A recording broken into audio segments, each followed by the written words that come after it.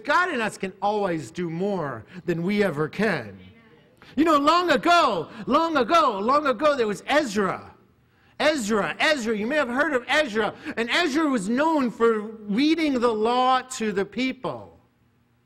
Ezra was an Israelite prophet, but we study him as that Ezra in us. And the people, they represent these many thoughts that speak us through change. Change shows up, and all of a sudden, you know, the committee's in session. And it's telling us everything and anything. And sometimes we have to shut up the committee so that we could hear the still small voice of God. And so Ezra began when they came back to Jerusalem, when the situation was a wreck, when they were, you know, moving through the crisis, if you will. That Ezra in us represents order. It represents the power of your mind, of my mind, to hold every thought to a standard of truth.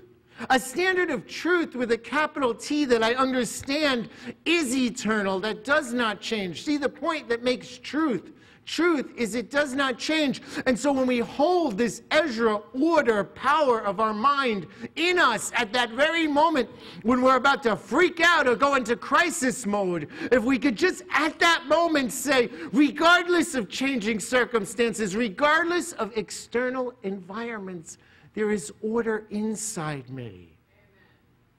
Because then we reframe something that began as two roads that met in the woods, and we chose the road less traveled.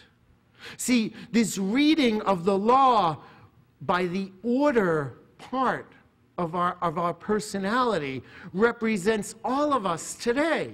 It represents all of us today who seek to know the divine in our life, who seek to demonstrate divinity through whatever happens in the next 4 weeks. The question then becomes in every crisis is, what law shall I follow? And I would suggest there is a divine law and that it will lead when we let go. You see, this Ezra quality of order that I speak about, the reading of the law, if you will, illustrates the first step. In the scriptures, we see how it was recorded that Ezra read the law on the first day of the month. And this is very significant because the first day represents the first step. It's temporary. It passes. We're not meant to stay in step one all the time. When change shows up, we're meant to recognize that there is a staging area. And in the staging area, we are only called to do one thing: open up our mind. To open up our mind and not close down. Fear closes down.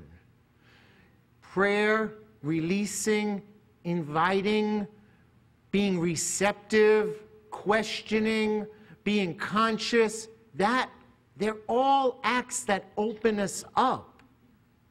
You know, Jesus said, ask and it shall be given unto you. Seek and you shall find. The asking, the seeking is the opening up. It's not the conclusion. It's the beginning of the story. It's not the story itself. It's the invitation to the party. It's not the party. What point is an invitation if there's no, party? Oh, wow, that's a beautiful invitation. The whole point of the invitation is for you to come just as you are, for you to hear the Spirit call, for you to recognize that there is life, and life that is forever, and the forever, that the recognition I'm talking about is right now. And it's eternally right now. Take a breath, because I know we're going deep. Come on. Come up for air. Let me all see you come up for air. You can get the CD. This is like a deep talk.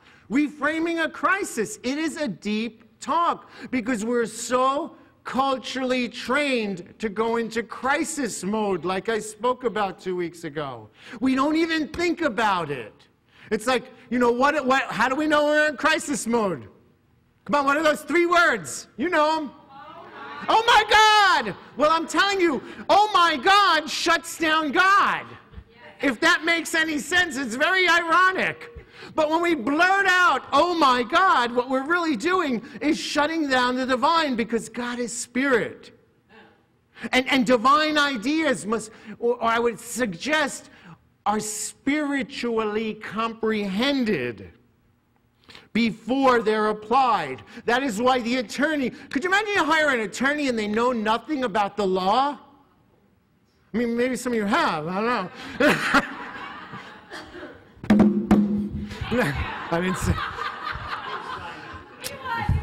Okay? So, our goal is to apply the right law, to apply the spiritual law, to apply the principle that expands and does not restrict. And so, if we seek, we put ourselves into that asking stage, like I just said.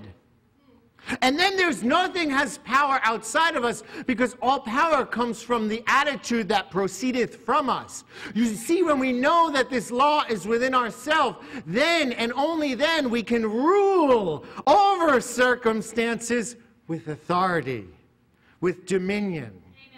And there's much more power in the person, the man, the woman, who believes they approach any appearance of a crisis with authority than without authority. See, unless our life is really based upon this inner spiritual understanding I'm speaking about today, we truly are building tomorrow on a foundation of sand today. And this foundation, you know when it falls apart? When a crisis shows up. But if just today, if through the trial, if in the storm, if you will, we can stand as one with our higher power, then I tell you there is no situation that can overpower us. Because there is a higher power, and we connect with this higher power in the one place where all power exists, in our mind. In this place, the appearance of a crisis is never something that is troubling. It is the creative tension that invites us to grow. Invites us to grow where? In spiritual understanding. In how we see ourselves, in how we see our power, in how we see our dominion, and sometimes in how we see our ability to let go and let God. Take a breath again. No, church, I know this is deep, and this is important because, you know, people are paying millions and millions of dollars to scare you. And I'm just here trying to, you know, level the playing field. I don't care who it is. I don't care whether it's advertising, whether it's politics. They're just paying to scare us, to manipulate our mind. And I'm trying to say, no. The crisis has no power. We have all of the power, using and demonstrating, as Johannes sang, come and see the Christ in me. You see, this is what Dr. King described in Birmingham. He talks about moral law in this letter. He talks about the difference between a just and an unjust law. And some of us are carrying around some illegal, overruled, unjust laws, no different than the Jim Crow laws, but we're carrying them around from our childhood and applying them to an adult life. And they don't work anymore. This is what Dr. King, this is why we're using this letter, not for the civil rights crisis, but for the spiritual rights crisis that's going on inside of us today. And what Dr. King says in this letter is you deplore the demonstrations taking place in Birmingham. But your statement, I am sorry to say, fails to express similar concern for the conditions that brought about the demonstrations. I am sure that none of you would want to rest content with the superficial kind of social analysis that deals merely with effects and does not grapple with underlying causes. See, if a crisis shows up, our first reaction, unfortunately and unconsciously, is to deal with the effect, and we call that putting out fires.